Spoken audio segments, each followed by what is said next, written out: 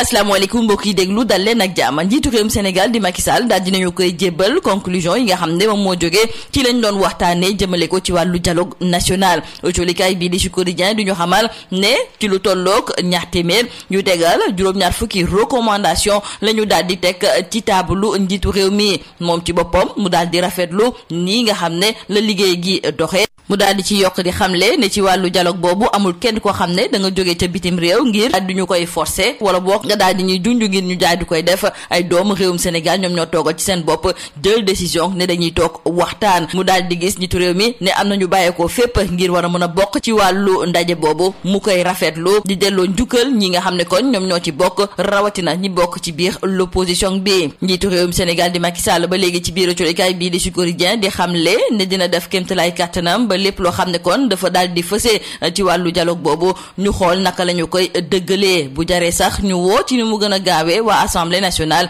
li ni mel dinañu ko def ci ni mu waree. ci diirub ñaar fukki fan ak ñett ay sénégalais yu bëri doon daje ngir xool di waxtaan tamit doxalinu réew mi nekkoon nit ab ndaje goo xam ne ñii di waa Yewwi Askan Wi ak waa F24 teewee wuñ fa woon. loolu sax kii di Abdourahmane Diouf la mu ca gis moom mooy ne ay nit yoo xam ne dañoo toogoon di waxtaanee ci seen mbiru bopp loolu de la ñu mën a tuddee li nga xam ne de moom mooy dialogue boobu. Abdourahmane Diouf mi jiite parti Awalé nekk tamit candidat ci wàllu élection yi nga xam ne moom la ñu dëgmal moo nekkoon ganub émission bii di objection fii ci biir rajo Sud FM moom buggul dégg ñuy wax ne dialogue dafa amoon. la mu gis kay moom mooy ne ay nit yoo xam ne dañoo bëggoon ñu delloo leen seen éligibilité maanaam daal ñu war a mun a bokk ci wàllu élection yi ñoom ñoo fa nekkoon ngir lijjanti li ni mel. wante Abdourahmane Diouf ma ngay xamle ne su fekkente ne kii di Khalifa Sall ak tamit ki nga xam ne de moom mooy Karim Wade ñoom la ñu bëggoon ci wàllu dialogue boobu am nañu ko nañu fexe yéet ba kii nga xam ne moom mooy Ousmane Sonko lépp loo xam ne daf ko cee war moom it mu war ko cee mën a jot. wante it ma nga leen di xamal ne ku ci mel ni Khalifa Sall Karim Wade ñi bokk ci société civile wala bokk ñi nga xam ne ñoom ñoo nekkoon ci l'opposition bi daal di bokk ci biir dialogue boobu mënuñoo wax ba Macky Sall daal di def ñetteeli mandat ci wàll gi ni mel sax. autolikaay bii de Le Soleil ma nga ciy jukki ndaxte mi ngi ñuy xamal ne njiitu réew mi moom fasciné naa jukki jëmale ko ci wàllu ñetteeli mandat googu. enquête yéeni kaay du ñu xamal ne Macky Sall mi ngi xam ne daal ne bés bu jotee rek dinañ ci wax ci ni mu gën a gaawee te bés boobu sax soriwul. Le Quotidien mi ngi ñuy xamal ne bu ñu julee tabaski ba pare ci la njiitu réew mi fas yéene nag xamle ndax moom dafay def ñetteeli mandat am déet. autolikaay bi di L'Info ne kon dañuy toog di xaar ba julli tabaski ba pare ngir déglu lu njiitu réew mi fas yéene wax jëmale ko ci ñetteeli candidature am. li am ba des daal Macky moom daal dinay wax ne dinañu xaar ba tabaski bi jàll ba sénégalais yi daal di digérer nag li nga xam ne moom mooy seen xarub tabaski bu boobaa moom dina daal di yàbbi jëmale ko ci ñetteeli mandat googu. autolikaay bi di La Tribune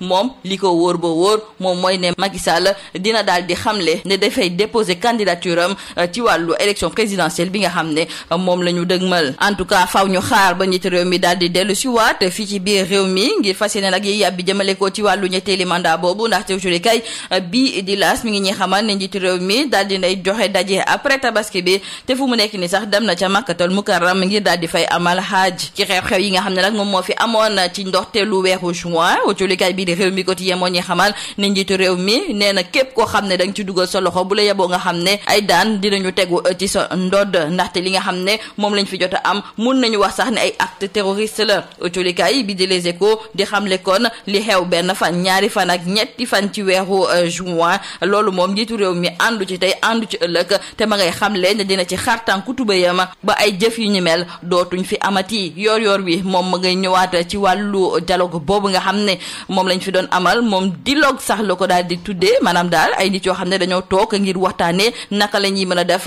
ba daal di tere Ousmane Sonko mu nekk candidat ci atum 2024 wante mun nañu def lu leen neex. waa Pastef ñoom daal dinañuy xamle ne kii nga xam ne de moom mooy Ousmane Sonko dina nekk candidat ci wàllu élection yooyu. waa Pastef ak waa Yewwi démb sax seen bëgg-bëgg moom moo nekkoon dindi tënk gi nga xam ne nag tënk nañu ko ki nga xam ne de moom mooy Ousmane Sonko. loolu nag moom moo tax ñu joxe woon daje fi nga xam ne de moom mooy ca cité kër góor gi. wante autolikaay bii di Sud Quotidien mi ngi ñuy xamal ne leader yi bokk ci biir Yewwi ñoom de jotuñoo yegg si sax ndaxte ay grenade lacrymogène lañu leen xëpp. autolikaay bii di Critique ne bëgg-bëgg waa Yewwi mujjewul antu ndaxte sax mënuñu woon sax teggi nag barrière yi nga xam ne moom moo nekk fii fii ci biir cité Kër Gorgui. yor bi di ñu xamal ne ci lu tollook ñeenti député yu bokk Yewwi daal dinañu leen teg loxo ba yóbbu leen sax ca sûreté urbaine. autolikaay bi di Le Quotidien ne nañu ko waxte de ñii di waa Yewwi Askan Wi ñoom de jotu ñoo mën a yeewi sax ki nga xam ne moom mooy Ousmane Sonko. lii moo nekkoon bokk julukat yi li gën a fës ci biir autolikaay yi ñu leen di ñaanal njeextu lu bës ak jàmm. Mesdames et messieurs, bonjour. Le chef de l'État Macky Sall a reçu ce samedi les conclusions du dialogue national.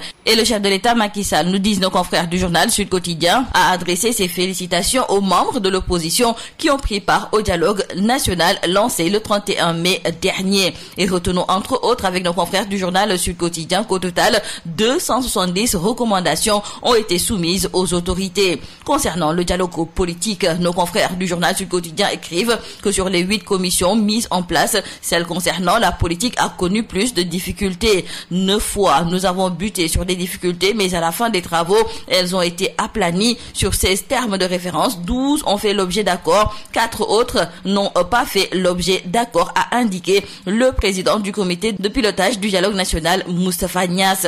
Pour sa part, le président de la République a souligné que les 4 points faisaient l'objet de désaccords depuis 2019. Toutefois, toujours selon le chef de l'État, les points d'accord vont consolider et renforcer la démocratie sénégalaise. C'est pourquoi la représentation nationale va bientôt être saisie. 23 jours durant, des Sénégalais de différentes sensibilités se sont réunis pour diagnostiquer en amont et en aval la marche du pays. Et il faut rappeler que la coalition de l'opposition Yewwi Askan Wi et la plateforme des forces vives F24 ont boycotté le dialogue national qui a porté sur plusieurs questions. Dans le journal Le Quotidien, nos confrères nous indiquent que par rapport à la non-participation de certains membres de l'opposition, selon le chef de l'État, il faut avoir le courage et la maturité politique pour répondre à un dialogue. Et pour ce qui est du 3e mandat, le chef de l'État Macky Sall, nous disent nos confrères du journal Le Sud Quotidien, promet de parler aux Sénégalais après la Tabaski. C'est pourquoi nos confrères du journal Le Quotidien se demandent ce que mijote le chef de l'État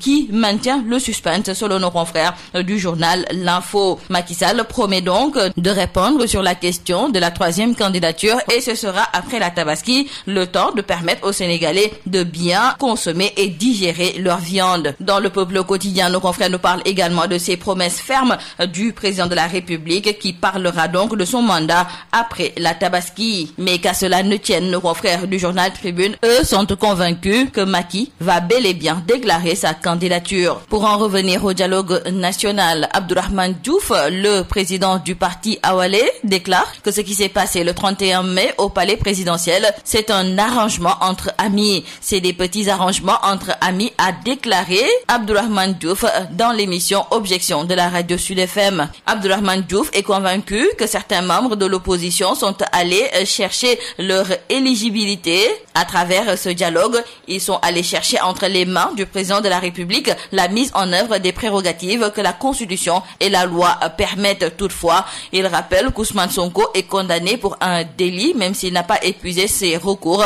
Khalifa Sall est condamné pour un délit, Karim Wade est condamné pour un délit, et si tant est que la finalité du dialogue, c'est la paix sociale, ces 3 personnalités doivent avoir le même traitement. En revanche, prévient le membre du F24, ceux qui ont participé au dialogue ne peuvent pas offrir au président de la République rien d'autre qui ne soit déjà dans la Constitution et dans les lois. Ceux qui sont censés lui donner n'ont rien à lui donner, ni Khalifa Sall, ni Karim Wade, ni la société civile, ni aucun membre de l'opposition ou société civile participant à ce dialogue ne peuvent garantir à Macky Sall une participation pour une 3e candidature. Mais sur ce point, retenons avec nos confrères du quotidien LAS que le chef de l'État Macky Sall préfère allonger le suspense. D'ailleurs, le chef de l'État s'est rendu à la Mecque pour les besoins du pèlerinage. Rappelons avec nos confrères du journal Les Échos que le chef de l'État Macky Sall, lors de la réception des conclusions du dialogue national, s'est aussi prononcé sur les graves dérives qui se sont déroulées dans le pays les 1er, 2 et 3 juin dernier. Et pour le chef de l'État, ces dérives sont assimilables à des actes terroristes qui ne resteront pas impunis. C'est pourquoi, dans le journal Rewmi Quotidien, nos confrères écrivent que le chef de l'État promet de sévir car il est établi que ces faits sont assimilables à des actes terroristes qui ne resteront pas impunis. Toujours concernant le dialogue national, nos confrères de Yoor Bi, eux aussi sont convaincus qu'il s'est encore s'agit ni plus ni moins pour tous les éléments du système de se démener pour exclure Ousmane Sonko du jeu politique et électoral. Mais qu'à cela ne tienne, Pastef reste debout pour la participation de Sonko à la présidentielle. Hier, les leaders de Pastef et de Yewwi Askan Wi ont voulu lever le blocus autour du leader de Pastef. Mais ce fut un très grand flop, nous disent nos confrères du journal Critique. Les leaders de Yewwi ont été gazés et 4 députés arrêtés et conduits à la sûreté urbaine, nous informe Yoor Bi. Dans le Peuple au quotidien, nos confrères nous parlent de déculottés des leaders de Yewwi Askan Wi. Et finalement, retenons avec nos confrères du journal Le Quotidien que Yewwi Askan Wi n'a pas pu lever les barrières chez Ousmane Sonko. C'est tout à vos journaux et très bonne lecture.